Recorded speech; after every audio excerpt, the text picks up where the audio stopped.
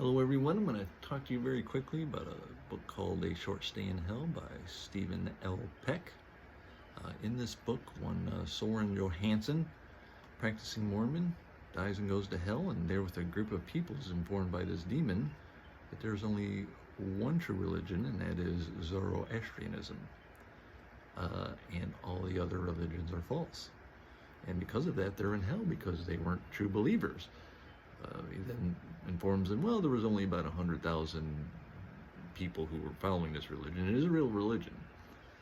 And so all of you are here and you're going to have to pay your comeuppance. So all your other stuff is false. He sends this guy to this hell right here. This is all books, both sides. Big opening in between them.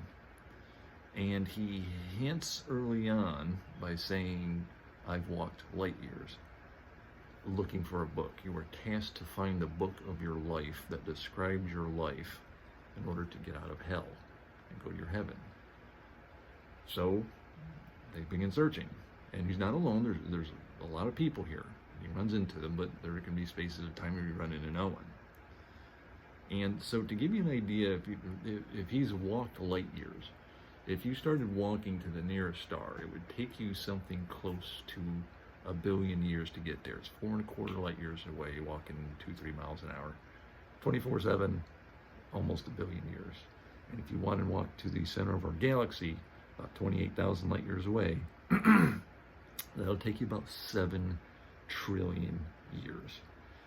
Our own observable universe has only been around for about 13.8 billion years. So it's a long way to walk. And there's a lot of books, but they don't know how many. There seems to be hints that it is not infinite, but still you're going to be there for a while.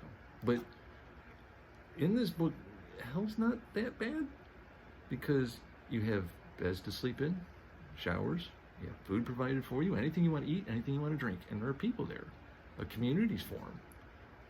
At one time, a very bad community formed in the form of a religious sect that started basically torturing people because they thought they deserved it.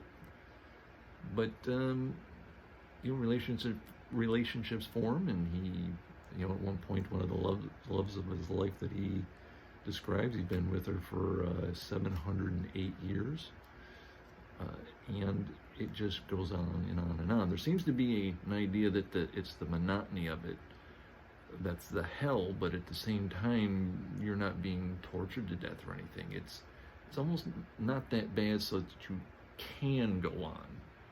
Each day you wake up, if you kill yourself or get killed, you'll just wake up in a new body the next day, and it's a young body or a young fit version of you. This makes me think about, because I follow news about human rejuvenation and life extensions, and one thing, the biggest fear people seem to have of it is like, oh, I don't think I want to live forever.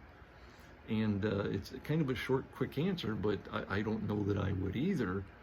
But at the very least, I want the option. I mean, when you ask people if we could give you a treatment that would turn you 20 again and give you another century on top of that, healthy years, would you take it? And a lot of people, I might do that. Well, if you do that and that 100 years go by, do you think to yourself, is it time to die, or am I having a pretty good time? Do I want to live a bit longer, and so on? Saying something's infinite in size tends not to mean much. It's when you start hitting people with some numbers that are a little comprehensible that they start getting a little freaked out. And this is what this does.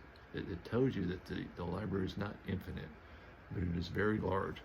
This chasm here, they will jump or get thrown off looking for the bottom and just fall for a long time. And now I don't want to get too far here because I'm going to start giving things away. I'm going to call spoilers right about here, and just recommend that it's only 104 pages. I read it over a couple days, a couple sections apiece. Real quick read, real great read. So from here on out, I won't give everything away, but one of the things he describes is, like you said, 708 years with the one woman. At one point, it's with this religious sect that forms up she jumps over the side so they won't torture her, and she's gone, and he never sees her again. But he does jump to try to find her at one point. He does so, it has to do with, he runs into this religious leader, and when he has a moment, he tackles them over the side, and they both go falling, and they're falling for a long time. At another point, he's able to maneuver like a skydiver and get onto, you know, one of the levels, and he wanders around for a bit, and he eventually jumps just to try to find this bottom, and he falls for what he calls eons. He took a knife with him, so he'd wake up, kill himself, and he just kept doing that over and over and over and over, trying to find this bottom. He goes on to say things like about having relationships with people for 1 billion years. At the time of this, he says that he had been there for 160 billion years. And there's no actual end to his predicament given in the book. He just says, well, I can try to keep going on. The author describes the size of the library, and he goes on, he picks a particular size and a number of possible characters. And he gives this number. The number of books is 95 to the 1,312,000 power. The number of electrons in our actual universe is 1.5 to the 80 electrons. So there's the number of books, that number. And here's the number of electrons in our actual universe. And then goes on to describe the size of this thing. So the whole library, height and depth, is 7.16 to the power of 1,297,369 light years. Well, the width of the universe, as I wrote this down, it's 10 to the 34th power light years across.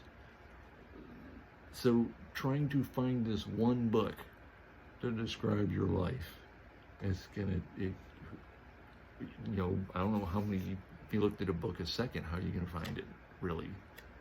So he talks about going, I've probably lived through the lives and deaths of many universes, and he still hasn't found his book to get out. It's an incredible read.